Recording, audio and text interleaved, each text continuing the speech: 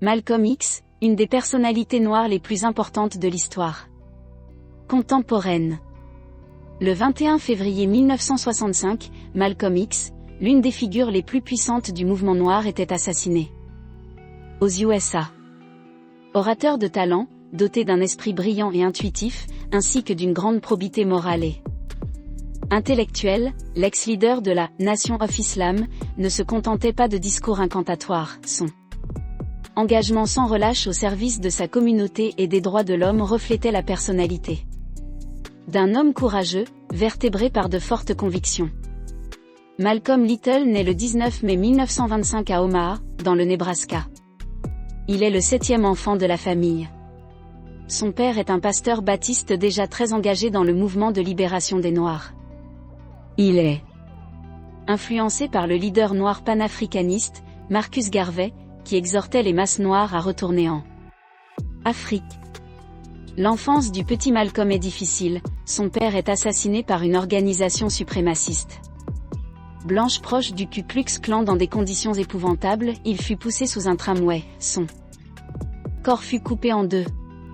Sa mère, extrêmement marquée par la mort brutale de son mari, fait une dépression nerveuse quelques années plus tard, en 1939, et est internée dans un hôpital psychiatrique. Ses 8 enfants sont séparés et envoyés dans différents foyers d'accueil et orphelinats. Malcolm se révèle être un bon étudiant au lycée, mais perd son intérêt pour les études quand un de ses professeurs préférés lui dit que ses ambitions de devenir avocat sont irréalistes pour un nègre. Il fait l'école buissonnière et passe quelque temps chez sa sœur Ella à Boston où il effectue quelques petits boulots, cireur de chaussures, laveur d'assiettes, puis déménage pour Harlem où il commence à commettre de petits délits. De 1942 à 1946, Malcolm est au centre de nombreux trafics drogue, prostitution, paris clandestins. Il repart pour Boston où lui et son compère Shorty Jarvis sont arrêtés pour cambriolage avec effraction et port d'armes illégales. La sentence est de 8 à 10 années de prison. C'est le tournant de sa vie. En prison, il passe des journées et des nuits entières à lire des œuvres littéraires, philosophiques, historiques et améliore sa formation, sa culture et son éducation. Par l'intermédiaire de son frère récemment converti à l'islam et membre de la Nation de l'Islam, Malcolm entend parler pour la première fois des Black Muslims et de leur leader Elijah Muhammad. À sa sortie de prison en 1952, après 6 années de prison au lieu des 8 à 10 initialement prévus, il rencontre Muhammad, se débarrasse de son ancien nom Little qu'il considère comme un nom d'esclave, le remplace par X qui correspond au nom africain perdu des Noirs d'Amérique et devient ministré porte-parole de la Nation de l'Islam. Malcolm X. Il utilise les journaux, la radio et la télévision pour propager le message de la Nation de l'Islam à travers les États-Unis. Son charisme, sa dialectique caustique, son sens de la provocation et de la rhétorique attirent de plus en plus de personnes. Il est en grande partie responsable du succès croissant du mouvement, 500 membres en 1952, 30 000 en 1963. L'audience et la controverse qu'il déclenche attire les médias et un week-end spécial lui est consacré en 1959, ce qui marque son émergence comme un des leaders de la communauté noire, et lui fait prendre conscience que sa célébrité a éclipsé celle de son mentor Elijah Muhammad. Les tensions raciales augmentent au début des années 60, et en plus des médias, Malcolm X attire l'attention du gouvernement américain et du FBI, qui infiltrent le mouvement pour en surveiller les activités.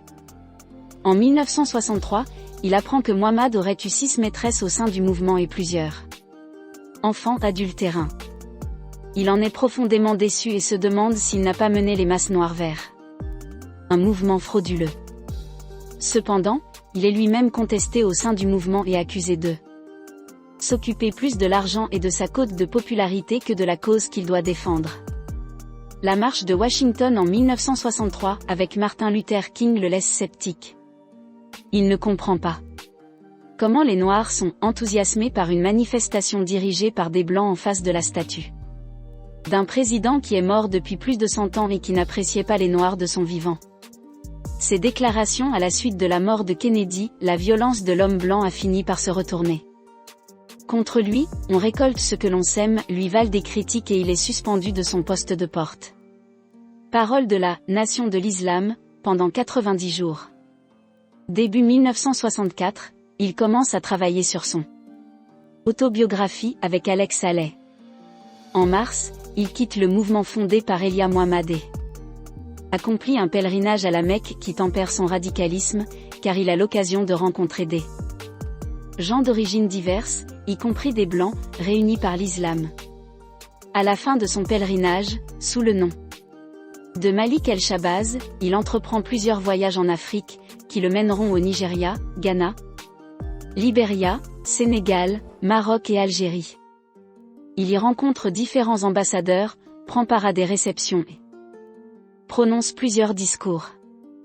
Au Ghana, Malcolm X s'entretient avec Kwame Nkrumah, homme politique africain ayant contribué à la formation du panafricanisme.